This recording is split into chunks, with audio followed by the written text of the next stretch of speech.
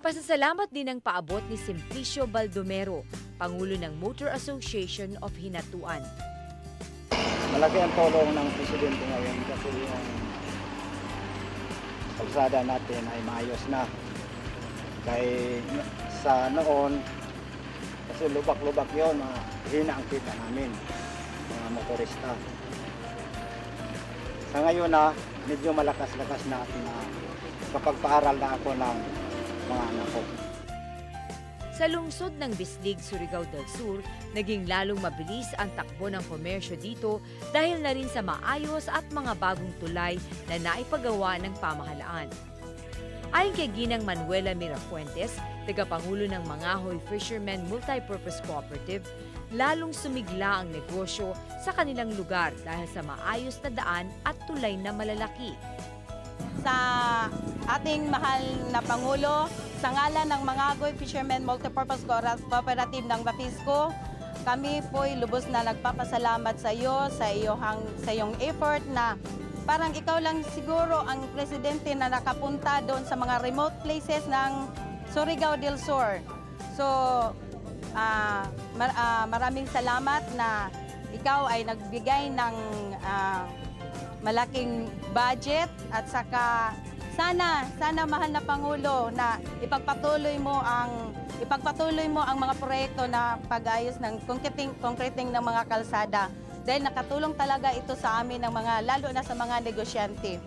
At sa DPWH, sa pangungulo ni Secretary June Ibdani, maraming salamat po, sir, sa inyong mga effort. Ayon pa kay Regional Director Barroso, 24/7 na din ang kanilang pagtatrabaho sa mga SONA projects upang bago matapos ang taon ay magamit na ito ng ating mga kababayan. Nakikita naman ninyo na talaga nagtatrabaho tayo. Kailan lang nakita yung nagbuhos tayo.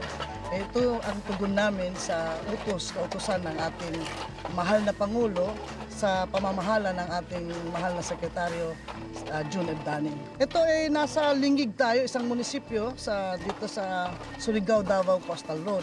Ito po ay part ng ating Surigao Davao Coastal Road na isang SONA project. Ito ay talagang pinagpipilitan po talaga namin na tapusin by December.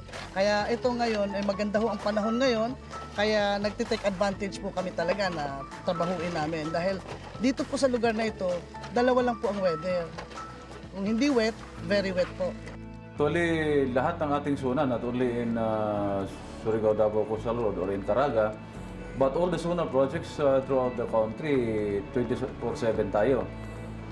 Although there are instances na hindi talaga natin magawa yung 24/7 continuously dahil may mga panahon na tag-ulan din.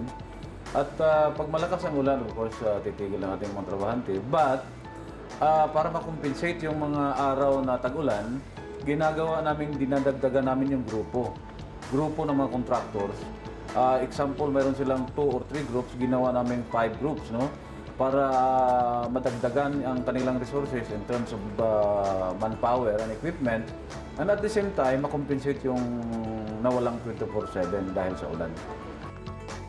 Maging sa lungsod ng Butuan, patuloy ang pagsasaayos sa mga pangunahing kalsada doon, lalo na ang patungong airport. Itong tulay na ito naging malaking kabawasan sa oras nung mga nagpa-fly dito from Cagayan de Oro papuntang Davao o Surigao. Kaya kung nagmamadali po sila, hindi na sila kailangan dumaan pa dito sa Butuan City na marami pong traffic, di ba? Dito nagpupondo dahil ito po ay yung sentro ng Butuan City. So dahil dito sa tulay na ito at sa ngayon po ay ginagawa na rin namin, ongoing na rin po yung bypass road na manggagaling sa Bangkasi, yung papuntang airport. Doon po, from there, Cagayan, Bangkasi, then pwede na po sila dumiretso, straight.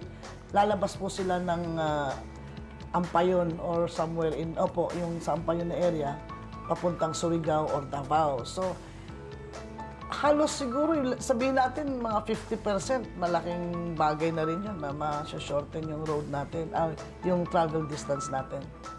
Well, so far, maganda ang takbo ng implementation natin dyan sa Libertad Bangkasi Road dahil ang contractor mismo ay nag-umpisa and then the accomplishment is even ahead of the schedule.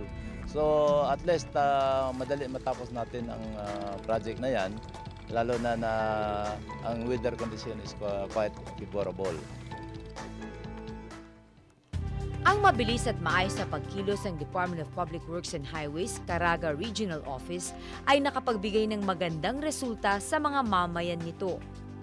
Ang SONA projects ng Pangulo ay nakatakdang matapos at mapakinabangan ng mga taga-Caraga sa tamang panahon. Mga daan tungo sa kaunlaran.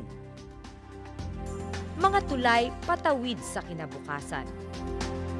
Sa ating mga kababayan, lalo na po dito sa Caraga Region, kami po ay humihingi po ng konsiderasyon sa mga konting delay na na-experience natin sa pagtupad sa mga proyekto ng ating mahal na Pangulo. Dahil alam naman po ninyo, sa panahon ngayon ay nagkakaroon po tayo ng abnormal weather condition. Hindi po namin, it's all beyond our control, pero ginagawan po namin ng paraan na doblehin po ang aming pong mga trabaho. Ginagawa po namin na pati po yung ating mga equipo, pinadadagdagan natin sa ating mga kontratista para lang po maihabol natin sa takdang panahon na dapat natin matapos para po guminhawa na po tayong lahat dito sa Caraga Region. At alam ko po na kayo'y natutuwa at nasisihan sa mga proyektong ibinigay ng mahal na Pangulo dahil sa kabuuan po ito ay magbibigay po talaga ng permanenteng kabuhayan, kalidad, magandang kalidad ng ating pamumuhay.